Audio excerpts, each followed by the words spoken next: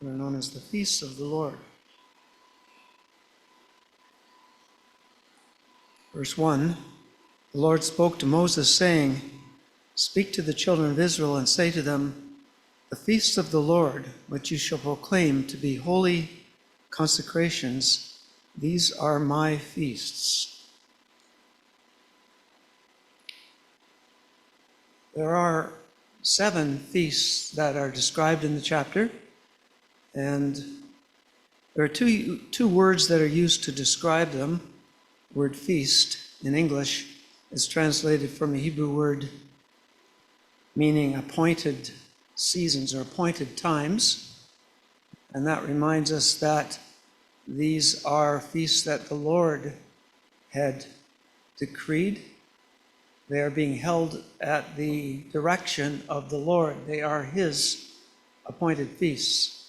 The second word that's used is translated as feasts and applies in particular, see it in verse 4, I think it is, in regard to the Passover and the Feast of Pentecost and the Feast of Tabernacles, 3 of these feasts. And the Hebrew word that's used there is one that is taken from, its root is based on the idea of celebrating, of joy and rejoicing. And that also helps us to understand a bit about what these feasts were to be. They were to be times of joy and rejoicing for the children of Israel. They were times that were to be times of joy and rejoicing at the appointment of the Lord. The Lord, they are the Lord's feasts. And so these are the 7 feasts that are presented in the chapter with the verses where we read about them. The beginning of this section talks about the Sabbath, verses 3 in particular. Continuing on, 6 days work shall be done, but the 7th day is a Sabbath of solemn rest, a holy convocation. You shall do no work in it. It is the Sabbath of the Lord in all your dwellings. I'm going to save any comments about that verse to next week. We're going to think a bit about the Sabbath next week when we look at chapter 25. And just point out then that the chapter opens here with this reference to the Sabbath, and we'll see as we continue that it closes, as we come towards the end, another reference to the Sabbath. Reference to the Sabbath kind of brackets these feasts of the Lord on either end. The feasts of the Lord that we're going to read about here are occurring in 3 particular times during the year. And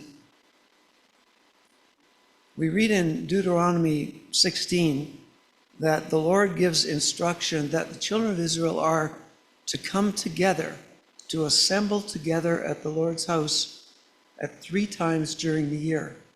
And those 3 times are the 3 times when we find these feasts being prescribed. They all have specific times during the year when they are to be held. And on the 3 periods of time where these feasts are held, the children of Israel are to come together.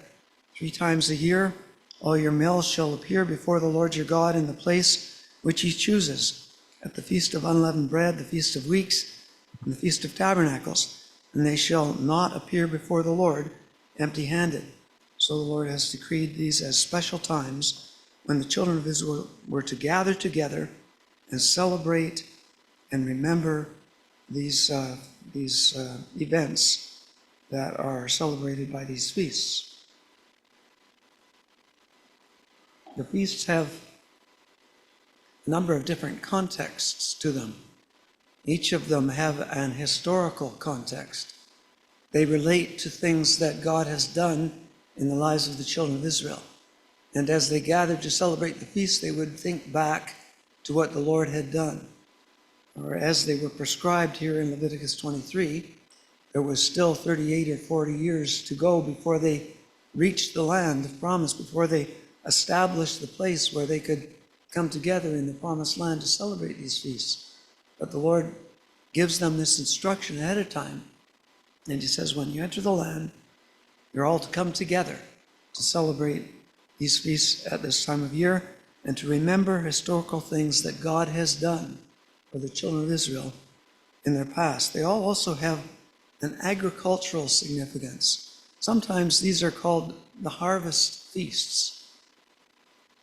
They each have an element of joyfulness over the harvest that God is presenting. We'll see that coming out in the different feasts. It's hard for me a bit to relate to that because one of these feasts is held in what we consider to be the spring of the year. In fact, three of them, the first three, are held in what is our month of April, late March or April. Not a time that we think of as harvest, but in that land there were things that were harvested at that time during the year. And the other two as well, times of year, all 7 of the feasts have an element of agriculture, if you would, to them. There's some significance. And thirdly, they all have a significance sacrificially.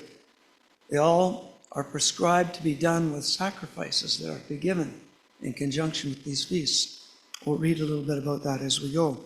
And lastly, all of these feasts have a prophetic significance. They all indicate something that will happen in the future. And I've often heard about the fact that these feasts represent historic events that take place in the prophetic history of the children of Israel. They looked forward to things that would take place. Some of them are pretty straightforward and easy for us to understand. Others, perhaps, we might struggle a little bit more. But I was interested as I looked more and more into this to see that there is generally a pretty good consensus among evangelical Christians about the fact that these represent historical events that take place. Here's a chart, and writing is small. I'm not going to expect you to read it. I just put it up here to give you an example. This one was produced by a man named John Ritchie in 1895. It's 120 years old, 125 years old. And it presents the 7 feasts of the Lord and presents kind of what their significance is from a prophetic standpoint. And as we look at other charts, if you were to do a Google search even of Leviticus 23 charts, you'd come up with a number of these, and many of them are similar. Here's another one that was done in 1957, C.J. Willis, and very similar in its presentation. Another one here, I know you won't be able to read this at all, but I'm just putting it up here so that you can get a sense of it. This one much more recently. This one's produced by Jabe Nicholson Jr. Many of you might know Jabe Nicholson. And he produced this chart, and it's very similar in its layout, in its structure, in its description of events prophetically that these feasts represent to what many of the others do. So as we look through these feasts, we're going to read through them and think about their significance and try to understand what they represent historically and what they represent prophetically in the span of time of the history of the children of Israel. So we're going to go quickly. We don't have a lot of time, but let's move through these feasts, beginning with, we left off in the end of verse 3. We'll pick up in verse 4. These are the feasts of the Lord, holy convocations which you shall proclaim at their appointed times. On the 14th day of the first month, at twilight, is the Lord's Passover. So the first one we have is the Passover. We read a lot more about the Passover in Exodus chapter 12. I think that generally Christians that meet together here will have some understanding of the Passover to some degree, that time when the Lord went down into the nation of Egypt and redeemed a people for himself. He brought the children of Israel out of the land of Egypt in a miraculous way. The children of Israel were to take a lamb and to select a lamb, a young lamb, a perfect lamb without defect, and they were to select that lamb, and they were to slay it, and they were to take the blood of that lamb and put it on the doorposts and the lintel of the doors. And the angel of death came through the land of Egypt, and wherever that blood was not above the doorposts and the lintel, the firstborn of that household died. And through the land of Egypt that night, through the Egyptians' houses, firstborn of the families died, but in the dwellings of the Israelite slaves, where that blood was on the doorpost and the lintel, the firstborns were saved and were spared from death. And so there is great significance to the Passover. And it is a celebration that continues on to this day. We read about the Passover all through the Old Testament. Well, I should say in places in the Old Testament. We read about it in the New Testament as well, in the time of the Lord. It represents prophetically, so it happened first of all in the first month, on the 14th day of the month. And it's interesting when you go to Exodus chapter 12, we learn that this was not the first month of the year for the nation of Israel or the nation of Egypt. But the Lord decreed at that time, he said, this will be the first month of the year for you. And so there came to be a kind of religious calendar that the Jews adopted that put this month at the beginning of the year. And so they celebrated this on the 14th day of the first month because that's when God decreed that it would be celebrated. The significance of the Passover, prophetically, well, Christ is our Passover. And we read this, for example, in 1 Corinthians 5 and 7, for indeed Christ, our Passover, was sacrificed for us. The Passover represented the Lord's death. It represented the judgment that came down upon the Lord. And it represents our salvation and our deliverance from sin. And so this is a prophetic significance of the Passover.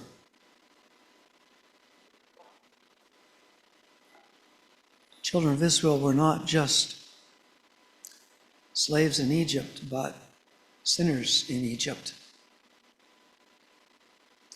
And they were to sacrifice that lamb, and that sacrifice of a lamb can be seen to represent the substitutionary aspect of salvation, that the Lord died in our place and for our sin.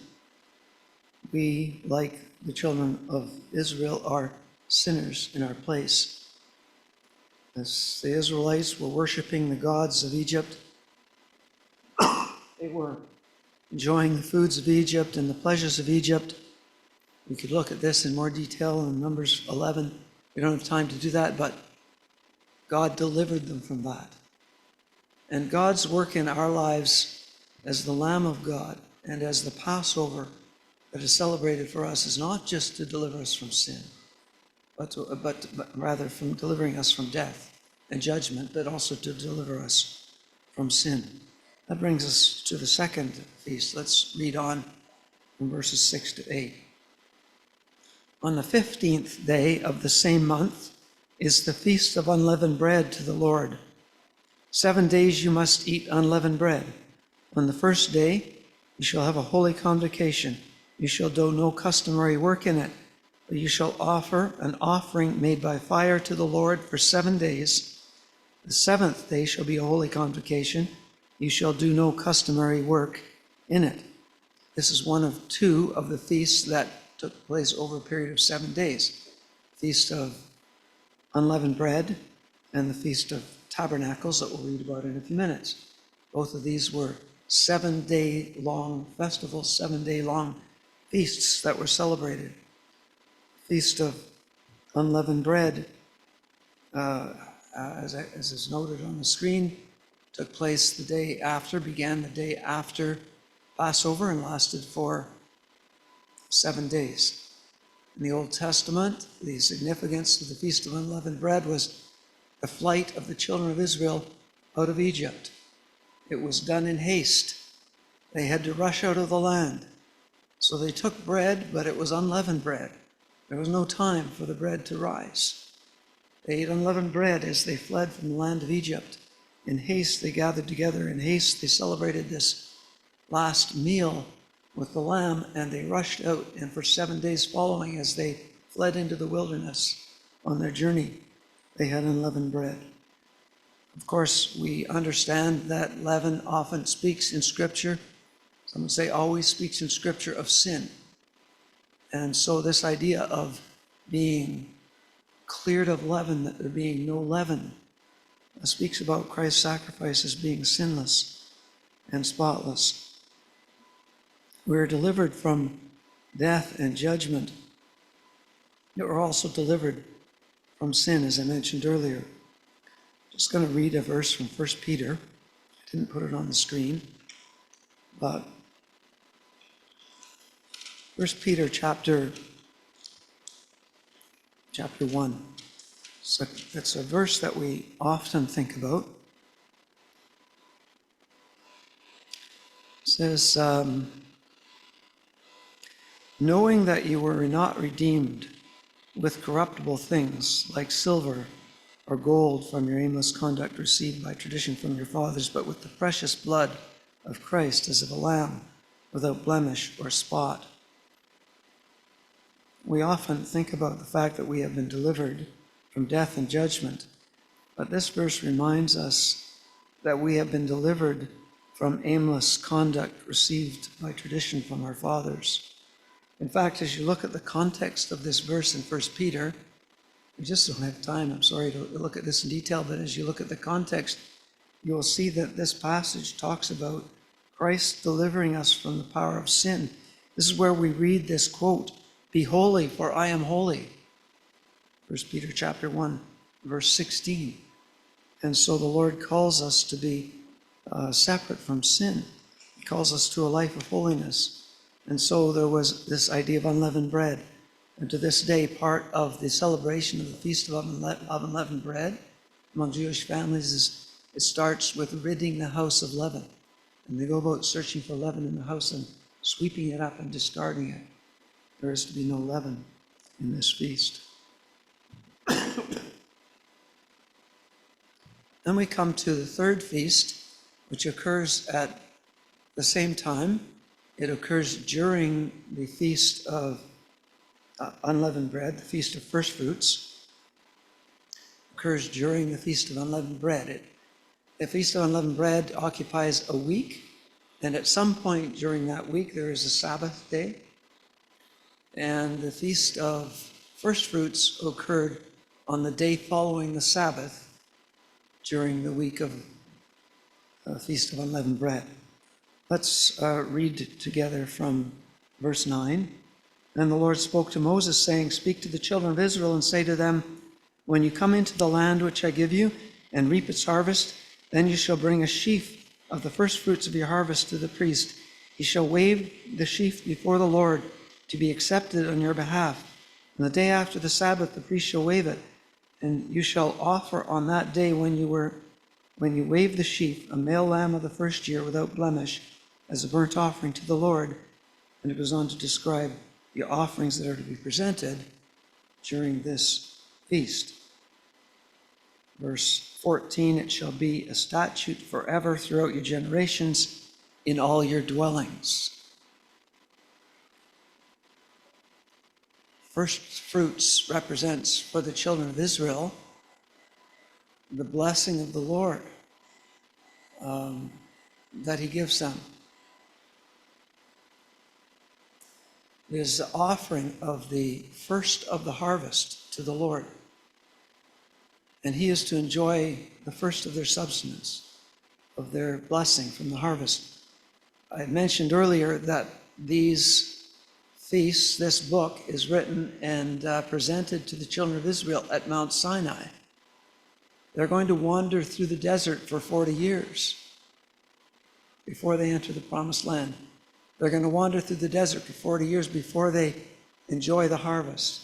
But the Lord gives them here an instruction of what they are to do when they enter the land.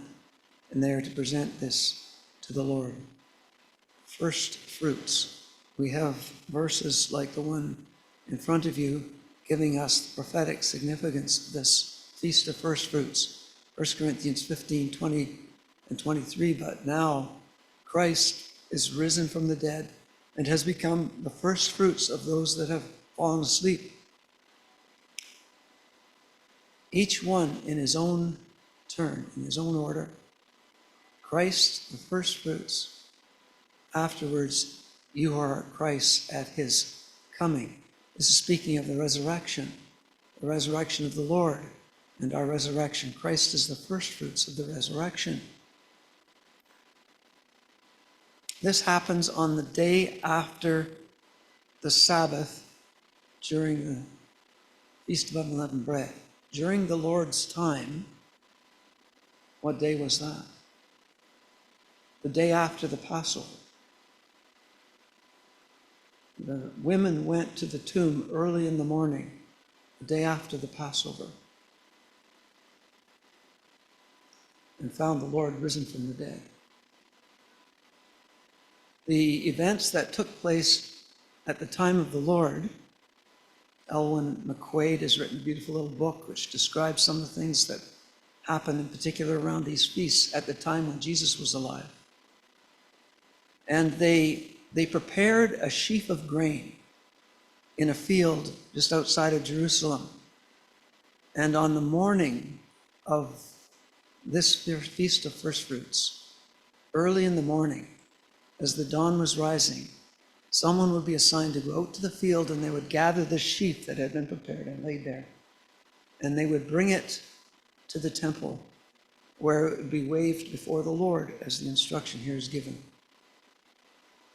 It was during that time that the Lord was being raised from the tomb.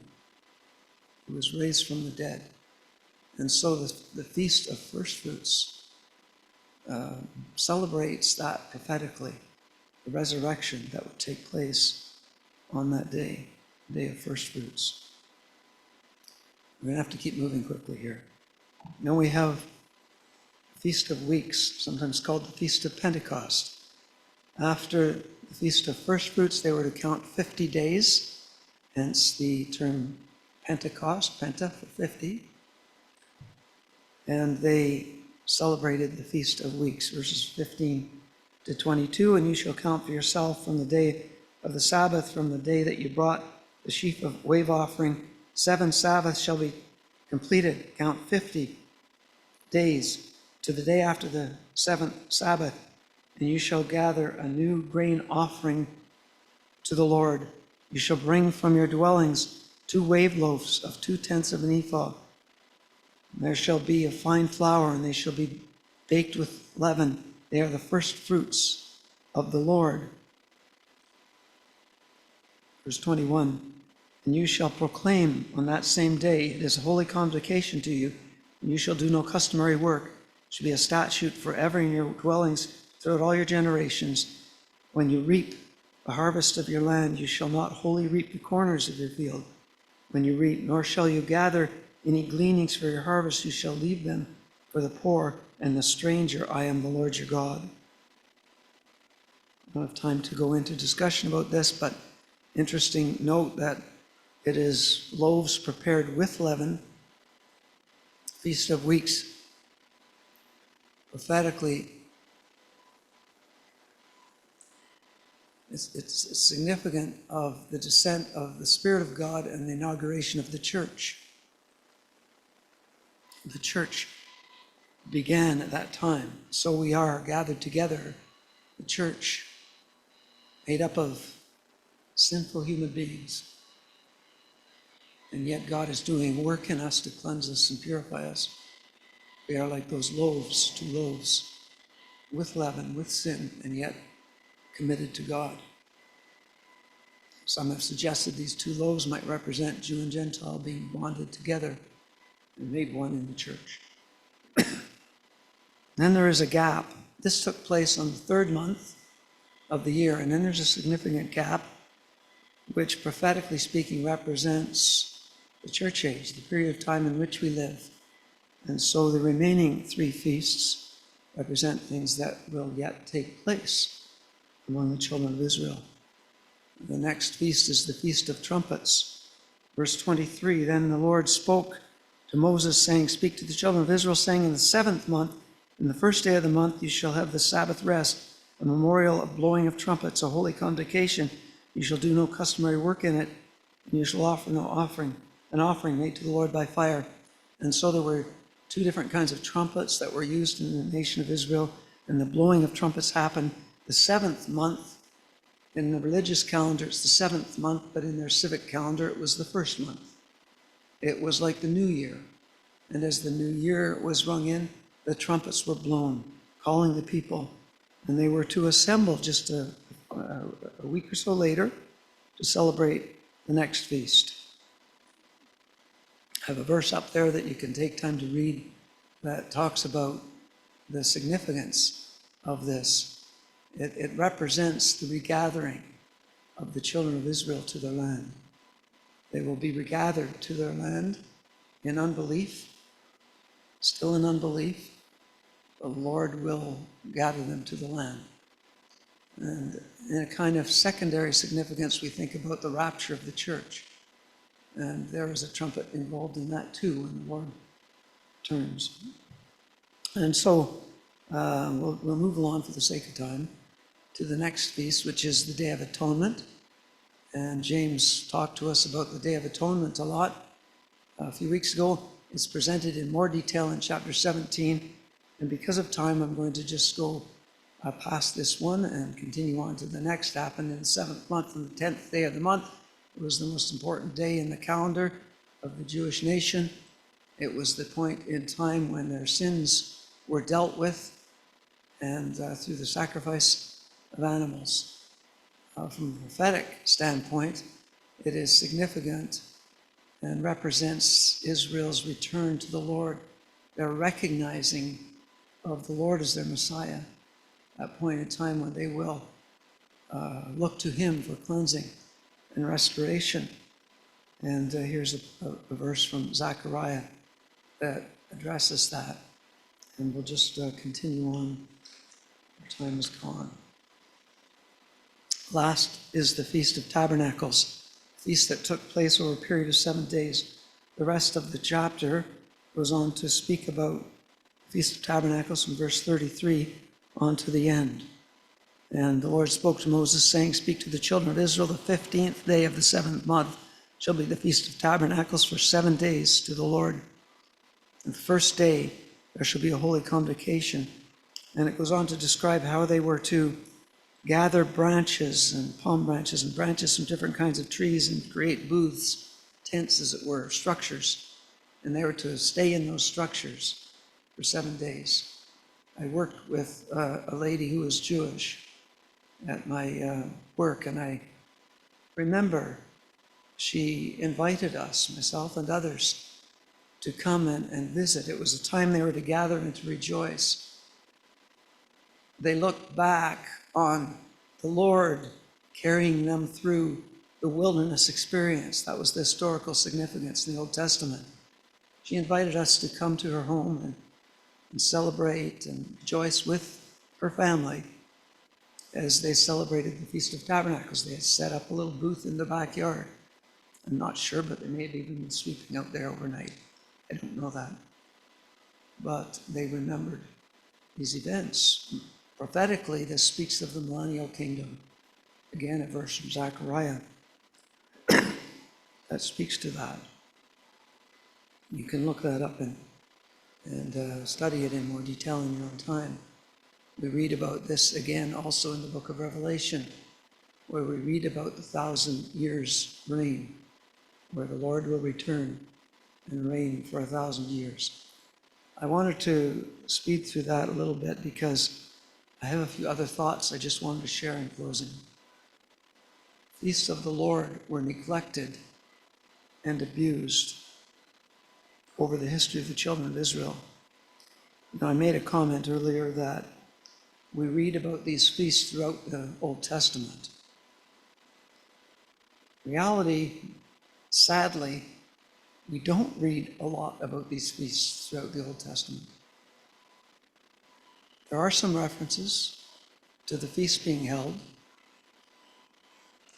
but by and large, the nation of Judah and the nation of Israel neglected to keep these feasts of the Lord. They didn't celebrate them as they should. When Rehoboam became king of Israel, you might remember Saul, David, Solomon, and then Rehoboam, first 4 kings of Israel and Judah. And under Rehoboam, the nation was split. The nation of Israel to the north, the nation of Judah. And the first king of the nation of Israel, the northern kingdom, did this. He was notorious for this. Jeroboam ordained a feast on the 15th day of the 8th month. Remember, when was the feast to be held? 15th day of the 7th month. Jeroboam says, no, up here in Israel, we're going to celebrate a feast on the 15th day of the 8th month, like the feast that was in Judah. He offered sacrifices on the altar. This is an altar that he had made before a golden calf at Bethel. So he did at Bethel, sacrificing to the calves that he had made. And at Bethel, he instituted the priests and the high places which he had made. So he made offerings on the altar that he had made at Bethel on the 15th day of the 8th month, in the month that he designed in his own heart. And he ordered a feast for the children of Israel and offered sacrifices on the altar and burned incense. What a flagrant abuse of the decrees that God had issued to the children of Israel. And sadly, we read of this abuse over and over again. By the time of the reign of Uzziah, many kings later, this is a king of Judah, not a king of Israel. Isaiah writes, your new moons and your appointed feasts my soul hates. They are a trouble to me. I am weary of bearing them, says the Lord. Amos writes about the same time, I despise your feast days. I do not savor your sacred assemblies. Though you offer me burnt offerings and your grain offerings, I will not accept them, for I will not regard your fatted peace offerings. You see, the children of Israel weren't observing feasts of the Lord as the Lord had decreed. They weren't recognizing the significance of those feasts. They were using them as selfish festivals for celebration and partying, and weren't honoring the Lord at all in the things that they were doing. It was one of the reasons that the Lord brought judgment down upon the kingdom of Israel and the kingdom of Judah. And so Jerusalem was destroyed in the end. And after the destruction of Jerusalem, Jeremiah writes this, the roads to Zion mourn, because no one comes to your set feasts. All her gates are desolate. Her priests sigh. The virgins are afflicted. She is in bitterness. The feasts of the Lord were neglected. There were a few bright spots where people did celebrate these feasts. Solomon got the people together to celebrate the feast. 2 Chronicles 8. Hezekiah did the same. He roused the people to celebrate the feast. In fact, he called for people to come out of the northern kingdom. Hezekiah was a king of the southern kingdom, the kingdom of Judah, and he reigned after the northern kingdom had been largely taken into captivity. But he sent people up into Israel to look for the odd strands of people that were left there, people that had not been carried away into captivity. And he said, come down and celebrate the feasts the way the Lord has decreed. Josiah celebrated the feast.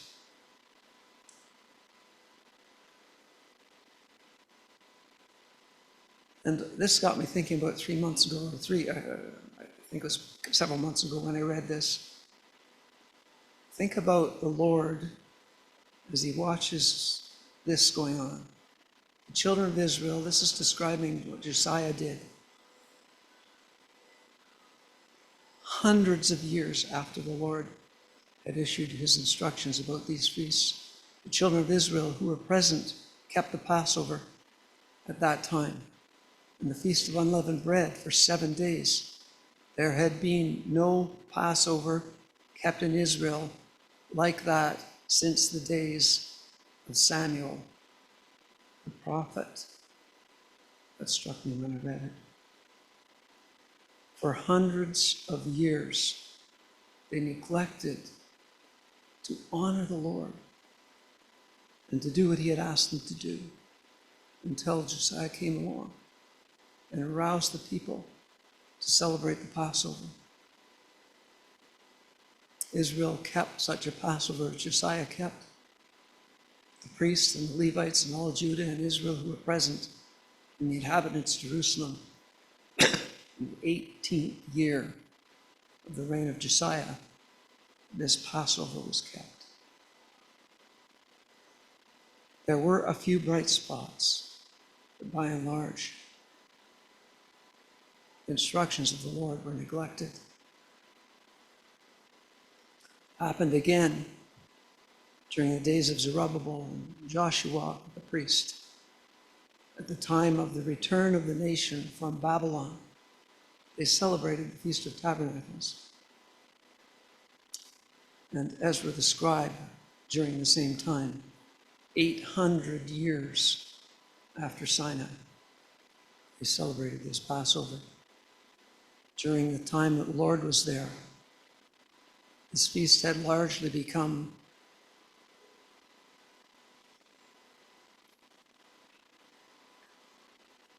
the Feast of the Jews. It wasn't called the Feast of the Lord. John calls it the Feast of the Jews. It was basically a time of culture, time of obligation, time of commerce. Now the Passover of the Jews was at hand. Jesus went up to Jerusalem. And he found in the temple those who sold oxen and sheep and doves and money changers doing business. And when he had made a whip of cords, he drove them all out of the temple with the sheep and the oxen and poured out the changers' money and overturned the tables. And he said to those who sold doves, "Take these things away. Do you make my Father's house a house of merchandise?"